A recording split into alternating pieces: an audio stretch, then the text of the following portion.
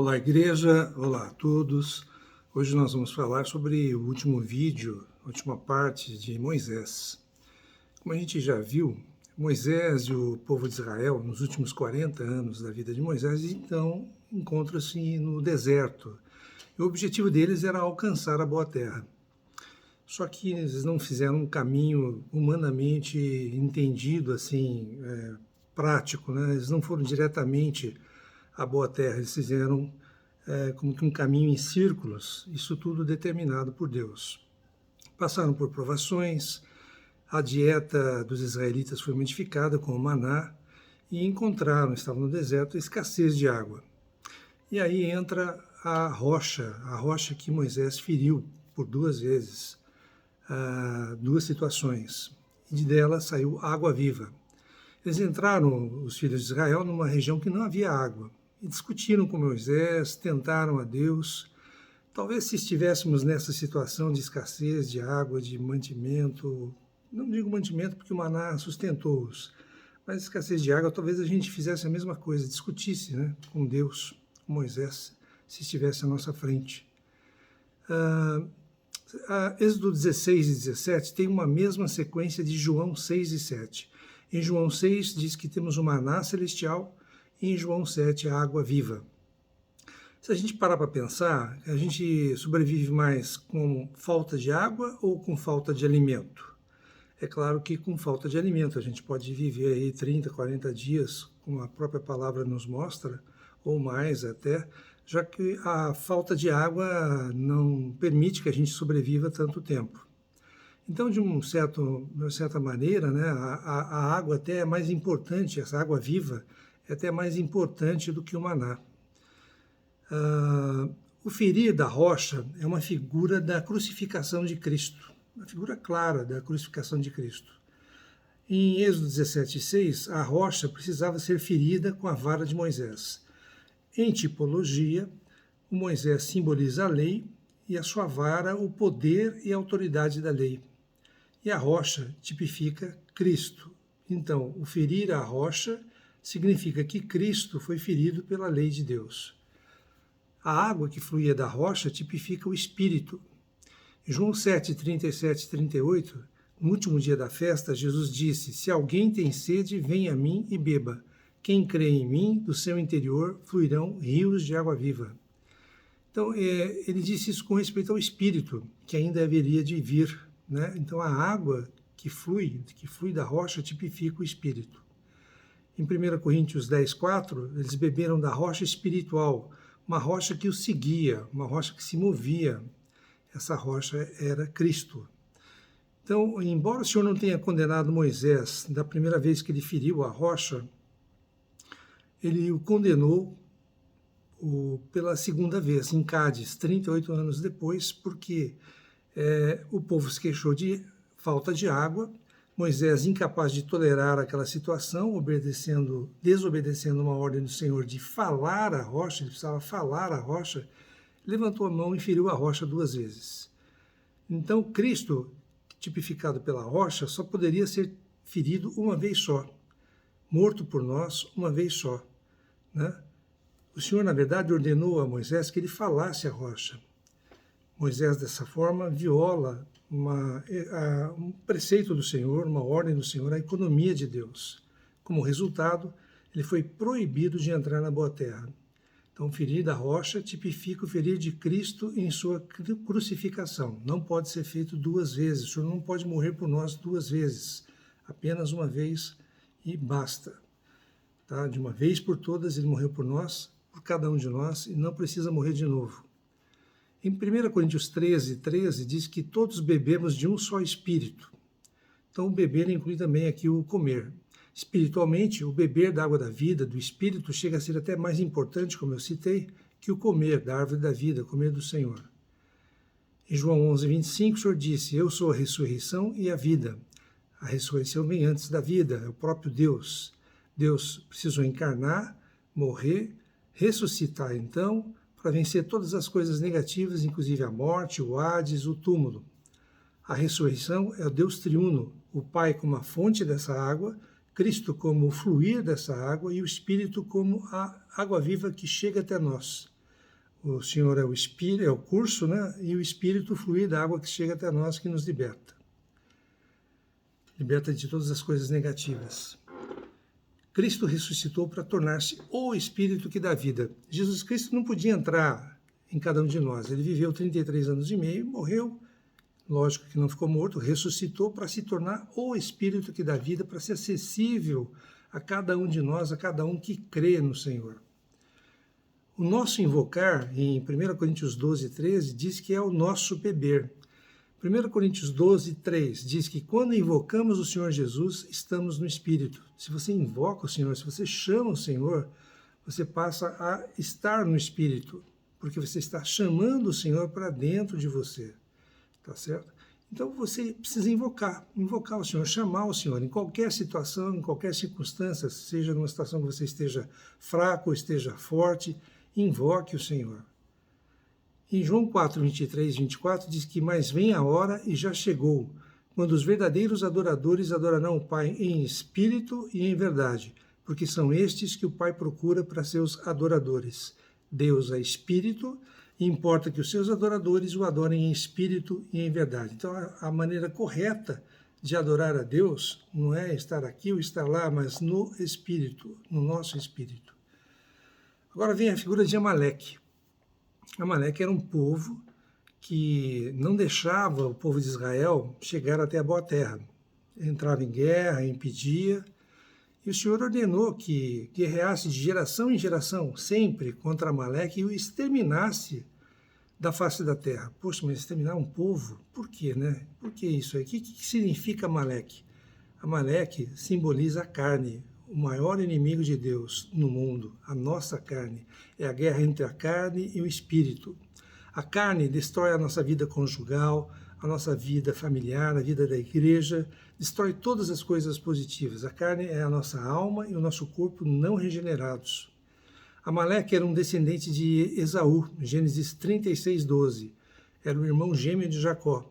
Esaú tipifica então a carne, e o nosso ser regenerado é tipificado por Jacó. A carne é o velho homem que precisa todos os dias ser levado à cruz. Nós temos ainda dentro de nós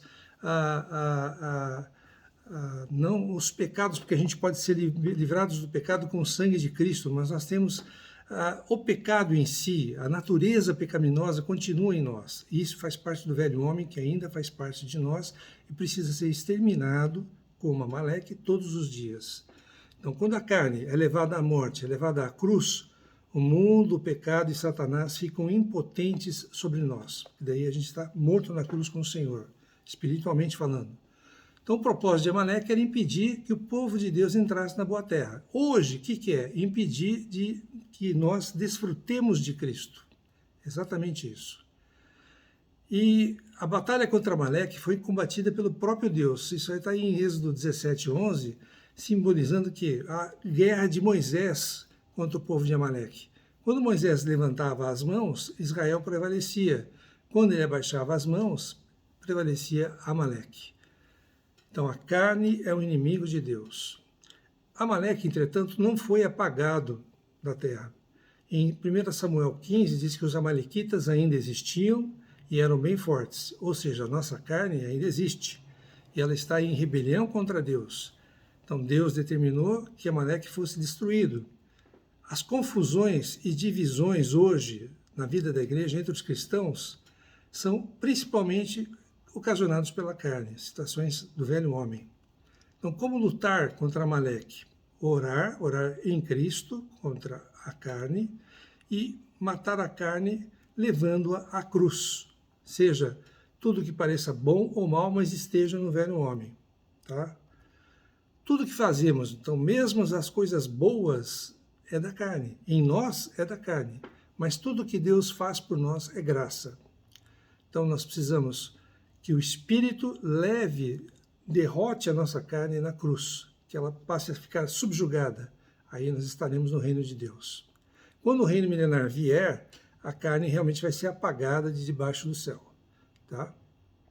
Os filhos de Israel foram introduzidos na presença de Deus no Monte Sinai, Êxodo 19, 11. Ali houve o falar de Deus e a visão celestial. O mesmo precisa acontecer hoje. Precisamos ter o falar de Deus e a visão celestial. Os 10 mandamentos.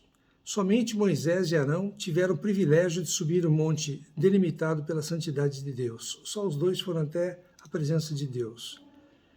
A lei foi dada durante a comunhão com Deus. Deus se revelou a si mesmo para o povo através da lei. Aí entra os 10 mandamentos, divididos em 2 grupos de 5. O primeiro grupo de 5 se refere aos mandamentos de Deus, que tem como referência a Deus. O segundo grupo de 5 tem como referência o homem. No primeiro mandamento, diz que nenhum outro Deus esteja na sua presença. Não deveriam ter nenhum outro Deus os filhos de Israel, nem qualquer outra imagem ou semelhança a Deus. Deus é único, Deus é ciumento. Então não tenha nenhum outro Deus.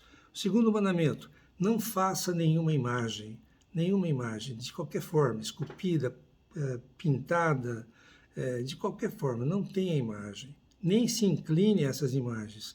Isso é idolatria. O Senhor é um Deus ciumento e ele detesta isso.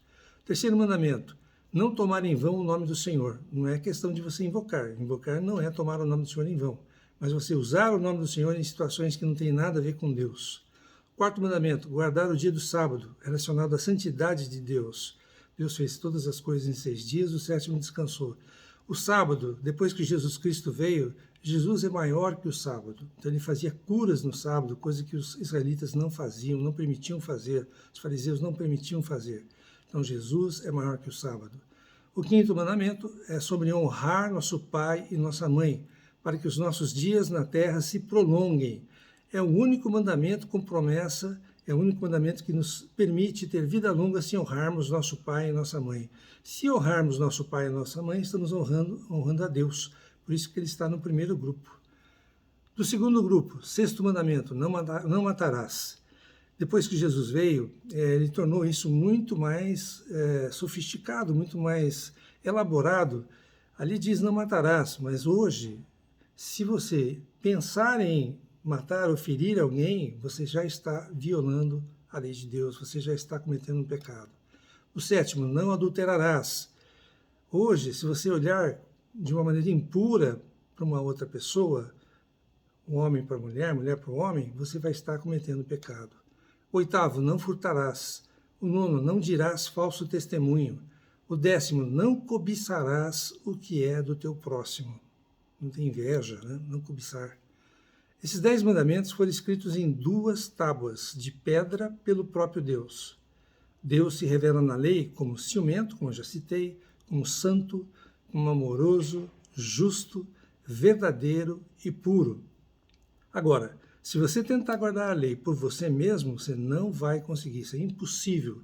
Quem veio para cumprir a lei e ainda aumentá-la foi Jesus Cristo. Sim, através de Cristo em nós podemos não pecar, nós podemos cumprir a lei.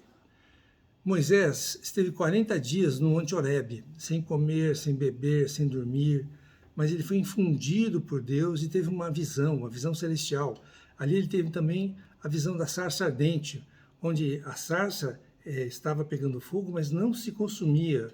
Ou seja, nós somos usados por Deus, mas não devemos ser consumidos. O Senhor nos utilizou Moisés, mas não o consumiu.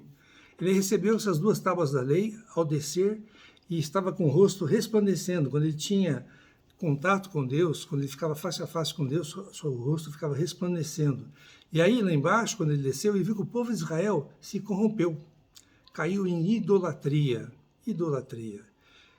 O povo reclamou, achou que Moisés não iria voltar, estava demorando, e pediu para Arão fazer um Deus para eles. Tá? Arão, ao invés de repreender, não, ele pegou o ouro do povo e fez um bezerro de ouro fundido. Aí o povo adorou esse bezerro, não apenas adorou, mas fez um altar e uma festa. Arão fez um altar e uma festa para o povo adorar. Pode ser que a adoração estivesse correta, mas o objeto da adoração não. O objeto da adoração era um bezerro e não Deus. Esta mistura existe até hoje entre os cristãos, porque adoram muitas coisas que não têm nada a ver com Deus. Adoram, têm um coração de adoração, mas adoram um objeto errado. Moisés, então, ao descer e ver o bezerro, e a dança, e a festa, quebra as tábuas da lei aos pés do monte. Mais tarde, o Senhor faz novamente outras 2 tábuas, tá?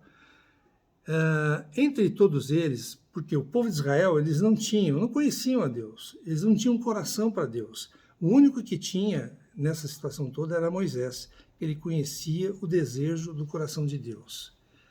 Aí Moisés apresentou as palavras que foram ditas para ele para os anciãos do povo. Né? O que o Senhor falou para ele no monte, ele apresentou para os anciãos do povo. Agora o povo fez uma coisa errada, falou que, olha, tudo que Deus falou, nós vamos fazer. Isso é uma coisa que ofendeu Deus, porque o povo não se conhecia, não sabia que não tinha condições de fazer tudo que Deus disse que era para fazer. Eles eram incapazes de cumprir os mandamentos de Deus.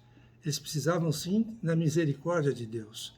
O propósito eterno de Deus é trabalhar a Ele mesmo para dentro de nós como nossa vida. Trabalhar a Deus para dentro de nós como nossa vida, para que a gente possa tomá-lo como nossa pessoa, vivê-lo e expressá-lo. Somente Deus, como Espírito dentro de nós, pode fazer com que a gente viva a Deus, tenha comunhão com Deus, possa expressá-lo. Então esse é o desejo do coração de Deus e o ponto central da Bíblia. Se você lê a Bíblia, letras pretas em papel branco, não acontece nada. É um livro qualquer, não tem nada de diferente. Nós precisamos receber da palavra vida. E só podemos receber da palavra vida se contatarmos o Senhor, Jesus Cristo, enquanto a lemos. A vida está em Cristo. A lei, no Antigo Testamento, ela não incluía apenas os 10 mandamentos, mas também muitas ordenanças que foram escritas ao longo dos 5 livros do Pentateuco. Agora, o amor é o pré-requisito de sermos obedientes a Deus. Se tivermos espírito, estarmos no espírito, se tivermos amor e formos obedientes, vamos ser capazes de guardar os mandamentos. Aí vem a questão do tabernáculo. Após a lei e as ordenanças, Deus ordena a Moisés que, ao receber a visão do tabernáculo, fizesse o tabernáculo uma morada de Deus na terra. Deus precisa de um povo para ser sua morada na terra. Nós sabemos que somos incapazes de guardar a lei de Deus. Somente por Cristo em nosso espírito nós podemos guardar a lei, porque Cristo cumpriu toda a lei e ainda a aprimorou. O sangue de Cristo nos purifica dos pecados. E Deus vai escrever as suas leis no nosso interior, vai mudar os nossos corações, regenerar o nosso espírito e colocar o Espírito dele, o Espírito de Deus, o Espírito Santo dentro de nós. Ele também vai nos perdoar e vai nos purificar. Em Hebreus 8:12 diz que o desejo de Deus para perdoar o seu povo falava o seguinte: pois para com as suas iniquidades usarei de misericórdia, e dos seus pecados jamais me lembrarei. Vai riscar. Quando a gente pede perdão pelos nossos pecados, o Senhor risca, ele não se lembra mais dos nossos pecados. Hebreus 9:22 diz que sem derramamento de sangue não há perdão. Ezequiel 36:26 diz: dar-vos-ei um coração novo, e porei dentro de vós espírito novo. Tirarei de vós o coração de pedra e vos farei coração de carne. Então, Deus mudando a natureza do seu povo, Deus mudando a nossa natureza. Isso aqui embasado na palavra. Ezequiel 36:27, o Senhor diz: porém dentro de vós o meu espírito. Jeremias 31:33, porque esta é a aliança que firmarei com a casa de Israel. Depois daqueles dias, diz o Senhor, na mente lhes imprimirei as minhas leis, também no coração lhes inscreverei. Eu serei o seu Deus e eles serão o meu povo. Não adianta a gente querer fazer por nossa conta própria, que a gente não consegue. Somente o Senhor em nós pode realizar essa obra. Hebreus 8:10. A lei inscrita no nosso ser interior não é a lei exterior, mas a lei interior da vida.